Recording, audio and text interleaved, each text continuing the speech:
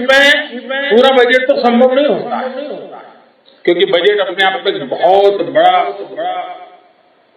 दस्तावेज होता है, बहुत बारीकियां होती है, और सदन में उन सब चीजों पे बोलना संभव भी नहीं होता है। मैं भी आज आपसे जो बात करूंगा वो भी शायद बजट का एक बहुत छोटा सा हिस्सा बोल पाऊंगा, क्योंकि इसमें इतने विषय होते हैं। लेकिन जब विभागवार चर्चाएं होती हैं और ये साल भर का काम है, उसको 1 घंटे में बता देना बड़ा कठिन होता है। फिर भी जब अध्यक्ष जी ने कहा कि इसके पीछे सरकार की सोच क्या है, जरा आप बताएं तो अच्छा होगा, तो मैंने कहा ठीक है, पार्टी का आदेश मेरे सर आंखों पर है, और आज लोकसभा भी दोपहर के बाद है, तो मैंने कहा ठीक है, अगर आज सुबह हम बात कर सकते हैं तो फिर इसलिए आज आपके बीच आने का मुझे मौका मिला है। साथियों, आज देश आजादी के 75वें वर्ष में है, और इस समय 100 साल में आई सबसे बड़ी वैश्विक महामारी से आज हिंदुस्तान लड़ रहा है। कोरोना का ये कालखंड पूरी दुनिया के लिए अनेक चुनौतियां लेकर के आया है, और एक प्रकार से दुनिया उस चौराहे पर आकर के खड़ी है जहां पर टर्निंग पॉइंट निश्चित है। आगे जो दुनिया हम देखने वाले हैं वो वैसी नहीं होगी जैसी कोरोना काल से पहले थी। जैसे द्वितीय विश्व युद्ध के बाद, सेकंड वर्ल्ड वॉर के बाद पूरी दुनिया में बहुत बदलाव आए, पूरा वर्ल्ड ऑर्डर बदल गया, वैसे ही कोरोना के बाद दुनिया में बहुत सारे बदलाव की संभावना है। एक नए वर्ल्ड ऑर्डर की संभावना है, और इसके प्रारंभिक संकेत नजर भी आने लगे हैं। हम सब ने इस बात को मार्क किया होगा, अनेक कोने से सुना होगा, बहुत सी चीजें पढ़ी होगी, और आप भी दुनिया में कहीं जाते होंगे, मिलते होंगे, तो आप भी अनुभव करते होंगे। आज भारत की तरफ देखने के विश्व के नजरिए में बहुत बड़ा बदलाव आ रहा है। भारत जैसे विशाल देश को, लोकतांत्रिक देश को, और इतने बड़े समाज में इतनी बड़ी विविधताओं को संभालते हुए चल रहे देश को अब दुनिया के लोग भारत को अधिक मजबूत रूप में देखना चाहते हैं, और इसलिए पूरा विश्व भारत के लिए नए सिरे से जब देख रहा है तो हमारे लिए भी आवश्यक है कि हम हमारे देश को तेज गति से आगे बढ़ाएं, अनेक विविध क्षेत्रों में बदलाव लाएं, मजबूती लाएं। ये समय नए अवसरों का, नए संकल्पों की सिद्धि का समय है। बहुत जरूरी है कि भारत आत्मनिर्भर बने, और आत्मनिर्भर तो बने ही, आत्मनिर्भर भारत की नींव पर एक आधुनिक भारत का निर्माण हो। कल, जैसा मैंने पहले कहा, निर्मला जी ने जो बजट पेश किया है, बाय एंड लार्ज हम देखें, पॉलिटिकल एंगल अगर हम छोड़ दें, तो जो आर्थिक विषय के लोग हैं, समाज जीवन के लोग हैं, अखबारों में भी देखेंगे, कल टीवी चैनलों की डिबेट में देखेंगे, बजट का बहुत स्वागत हुआ है, बहुत सराहना हुई है। और आपने भी देखा होगा कि इस बजट में देश को आधुनिकता की तरफ ले जाने की दिशा में कई महत्वपूर्ण कदम है। साथियों, जब हम आज के बजट की चर्चा करेंगे तो सापेक्ष भी होती है, कुछ तो पुरानी बातों की तुलना करेंगे तब पता चलता है। बीते 7 वर्षों में जो निर्णय लिए गए, जो नीतियां बनी, पहले की जिन नीतियों में गलतियों को सुधारा गया, उस वजह से आज भारत की अर्थव्यवस्था का निरंतर विस्तार हो रहा है।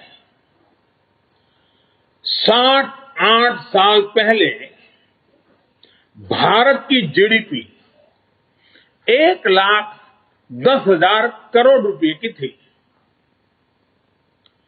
आज भारत की अर्थव्यवस्था 2,30,000 करोड़ के आसपास की है। वर्ष 2013-14 में भारत का एक्सपोर्ट 2,85,000 करोड़ रुपए होता था।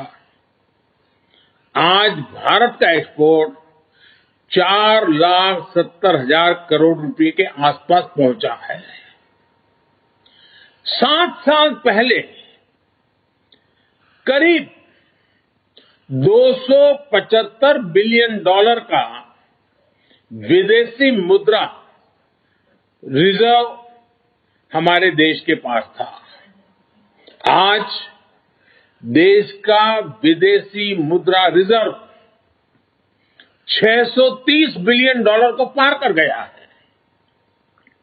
वर्ष 2013 में देश में $36 बिलियन का विदेशी निवेश एफडीआई था। पिछले साल ये $80 बिलियन को पार कर चुका है। कोरोना के इस काल में भी भारत ने अपनी अर्थव्यवस्था की मजबूती से दुनिया का एक विशेष रूप से ध्यान आकर्षित किया है। आज भारत दुनिया के उन देशों में है जहां के इकोनॉमिक इंडिकेटर्स में बहुत तेजी से सुधार आ रहा है और फंडामेंटल्स मजबूत है। इस साल का बजट इसे और गति देने वाला है। साथियों, जब गरीब को मूलभूत सुविधाएं मिलती हैं तो वो अपनी ऊर्जा, अपने विकास, देश के विकास में लगाते हैं। इस बजट का भी फोकस गरीब, मिडिल क्लास और युवाओं को बुनियादी सुविधाएं देने और आय के स्थायी समाधानों से जोड़ने पर है। घरों में पानी, मेरी माताओं बहनों को कष्ट से मुक्ति दिलाने के लिए पहले करीब 40,000 करोड़ से ज्यादा खर्च किया था। अभी 60,000 करोड़ रुपए से ज्यादा खर्च किए जाएंगे। कभी हमारे देश में हमारी माताओं बहनों को, गांव को पानी के लिए 1 लाख करोड़ रुपया खर्च करके आगे बढ़ना ये छोटे निर्णय नहीं है। देश के अलग अलग हिस्सों में नदियों को लिंक करने के अनेक प्रस्ताव इस बजट में हैं। विशेष रूप से केन बेतवा को लिंक करने के लिए जो हजारों करोड़ रुपए का प्रावधान किया गया है, उससे यूपी और एमपी के जो बुंदेलखंड क्षेत्र है, हम रानी की झांसी का गर्व करते हैं ना, मैं उस बुंदेलखंड की बात कर रहा हूं। जिस खाजूराहो की चर्चा करते हैं, मैं उस बुंदेलखंड की बात करता हूं। वहां की तस्वीर बदलने वाली। पानी के अभाव में वहां के किसान के नौजवान बेटे रोजी रोटी के लिए कभी गुजरात, कभी महाराष्ट्र, केरल, तमिलनाडु तक जाना पड़ता है। ये केन बेतवा योजना किसान के जीवन में, खेती में तो बदलाव लाएगी लाएगी, किसान के जीवन में बदलाव लाएगी। और इस योजना पर लगभग 44,000 करोड़ रुपए खर्च होंगे। मेरे किसान भाइयों बहनों के खेत में पानी पहुंचाने के लिए ये आधुनिक युग का एक भगीरथ काम है। अब बुंदेलखंड के खेतों में और हरियाली आएगी। जवान बेटों को शहर में झुग्गी झोपड़ी में रहकर के मजदूरी में जिंदगी गुजारनी पड़ती है, वो खुले आसमान के नीचे अपने माँ बाप के साथ रह करके एक नई जिंदगी का प्रकरण लिखना शुरू कर सकते हैं। घरों में पर्याप्त पानी आए, खेत में पानी आए। साथियों, गरीब का बहुत बड़ा सपना उसका अपना घर भी होता है। जैसे समाज की भलाई के लिए सामाजिक न्याय बहुत जरूरी है, वैसे ही देश की भलाई के लिए भी देश का संतुलित विकास भी जरूरी है। भारत जैसे देश में कोई क्षेत्र पिछड़ा रहे, कोई इलाका अविकसित रह जाए, ये ठीक नहीं है। और इसलिए हमने आकांक्षी जिला, एस्पिरेशनल डिस्ट्रिक्ट अभियान शुरू किया था। इन जिलों में गरीब की शिक्षा के लिए, गरीब के स्वास्थ्य के लिए, गांव की सड़कों के लिए, बिजली पानी के लिए जो काम हुए, उसकी प्रशंसा संयुक्त राष्ट्र ने भी की है। अब इस बजट में घोषणा की गई है कि आकांक्षी जिलों में राज्यों के साथ मिलकर आकांक्षी ब्लॉक प्रोग्राम चलाया जाएगा, यानी उसे और नीचे ले जाया जाएगा। यानी विकास का लाभ आखिरी छोर तक पहुंचाने का एक वैज्ञानिक तरीका है और धन का सदुपयोग करने का, संसाधनों का ऑप्टिमम यूटिलाइजेशन करने का और फोकस एक्टिविटी करने का एक रास्ता है। ग्रामीण क्षेत्रों में ब्लॉक स्तर पर जरूरी सुविधाएं पहुंचे, इस पर सरकार का जोर है। साथियों, राष्ट्र की सुरक्षा के लिए हमारी सेनाएं, एयरफोर्स हो, नेवी हो, आर्मी हो, हमारे जवान दिन रात डटे रहते हैं, जान की बाजी लगा देते हैं। लेकिन यह भी सच्चाई है कि हमारे सेना के जवान जो सीमा पर तैनात है, हमारे सुरक्षा बल के जवान जो सीमा पर तैनात है, उनको वो सीमावर्ती जो गांव है ना, वो भी एक प्रकार से किले का काम करते हैं। और उन सीमावर्ती गांवों का देशभक्ति का जज्बा भी अद्भुत होता है। अभावों के बीच, संकटों के बीच, मुसीबतों के बीच सीमा पर रहने वाले छोटे गांव के लोग दिन रात देश की रक्षा के लिए सजग रहते हैं। अब समय आ गया है कि हमें हमारी राष्ट्र रक्षा की जो नीतियां हैं, उसमें सीमावर्ती गांवों के नागरिकों की शक्ति को पहचानना होगा, उनके अहम रोल को जानना होगा। और इसलिए हमने ध्यान आकर्षित किया है कि सीमावर्ती जो हमारे आखिरी गांव है हिंदुस्तान के कोने कोने में, उन गांवों को विकास की यात्रा में पीछे नहीं रहने देना है। इस वजह से हम वर्षों से सीमावर्ती गांवों से पलायन होते भी देख रहे हैं। किसी भी देश की रक्षा के लिए ये पहलू ठीक नहीं है। इस बात को समझते हुए सीमा पर मौजूद गांवों के विकास के बारे में नए सिरे से सोचा गया है। एक होलिस्टिक अप्रोच के साथ हम आगे बढ़ना चाहते हैं। ऐसे गांवों में हर प्रकार की सुविधा हो, बिजली हो, पानी हो, सड़क का इंतजाम हो। इसके लिए बजट में विशेष वाइब्रेंट विलेज प्रोग्राम का ऐलान किया गया है। हमारे अनेकों सीमावर्ती गांव टूरिस्ट स्पॉट बन सकते हैं। वहां हम अच्छे प्रकार से होम स्टे का एक पूरा नेटवर्क खड़ा कर सकते हैं, जो हमारे लोगों को रोजी रोटी मिले। प्रकृति प्रेमियों के लिए भी ये हमारे सीमावर्ती क्षेत्र हैं, वो आकर्षण का केंद्र बन सकते हैं। और मैंने तो गुजरात में कच्छ में रणोत्सव करके देखा है कि अगर उन आखिरी गांवों को हम वाइब्रेंट बना दें तो सुरक्षा की दृष्टि से भी बहुत लाभ होता है।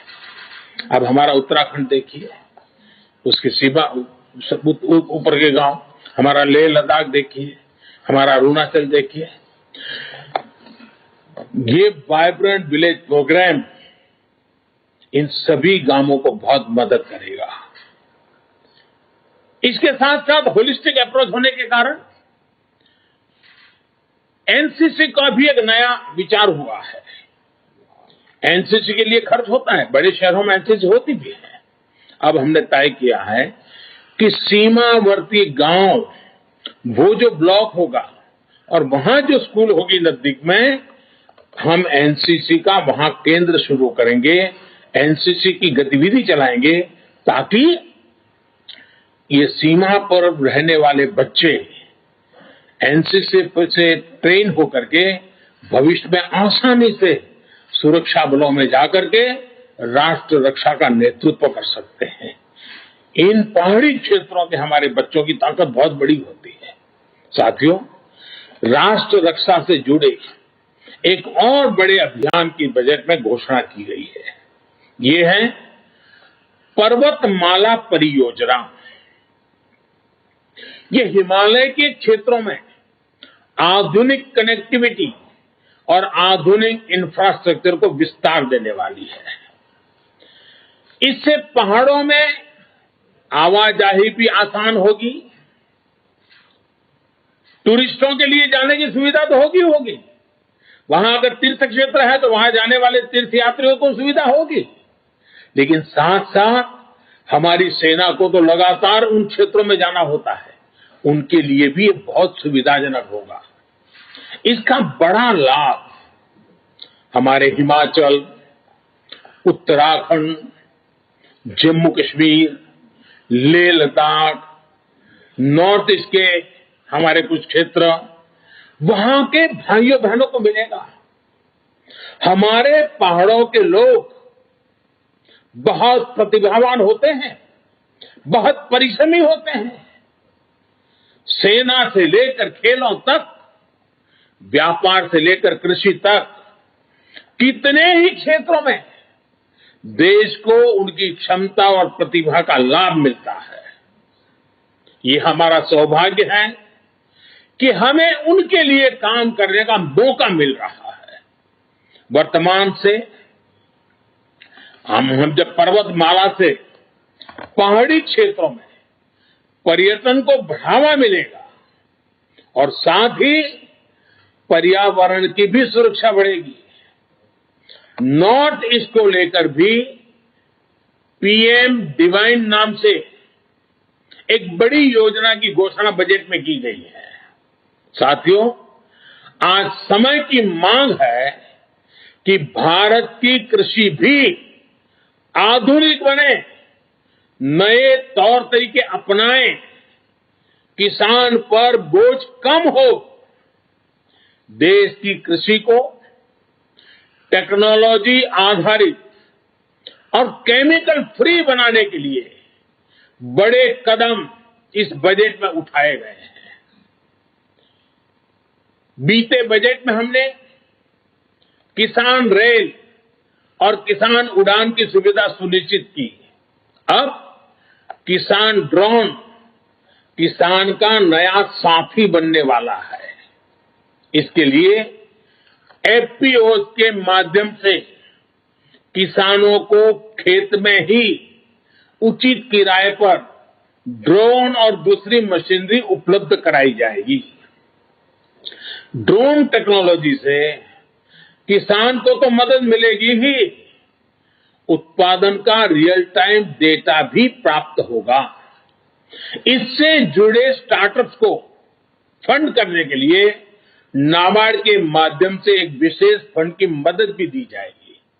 साथियों, कृषि को हाईटेक करने के साथ साथ देश की कृषि को नेचुरल बनाने पर भी अभूतपूर्व फोकस है। दोनों पहलू पर हम बल दे रहे हैं।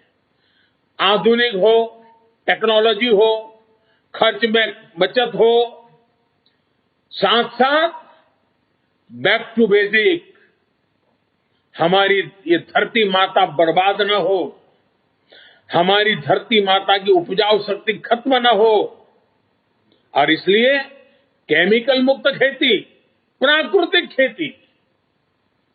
साथियों, इसके कारण किसानों की जो खेत में इन्वेस्टमेंट खर्च होता है, लागत घटाने में बहुत बड़ी मदद मिलेगी। कृषि को ये अधिक लाभकारी बनाएंगे।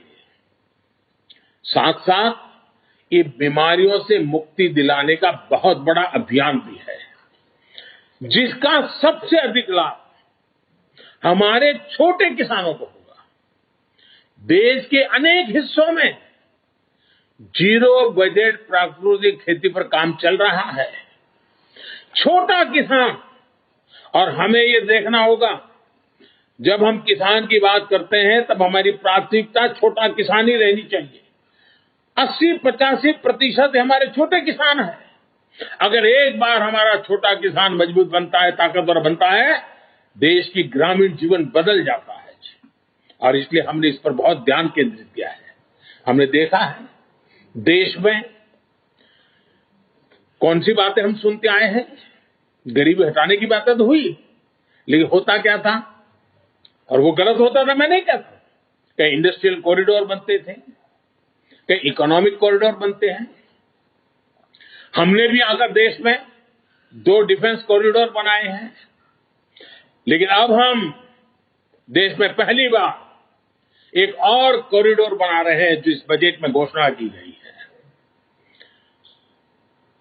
प्राकृतिक खेती का कॉरिडोर, नेचुरल फार्मिंग का कॉरिडोर बनाने की दिशा में बढ़ रहे हैं।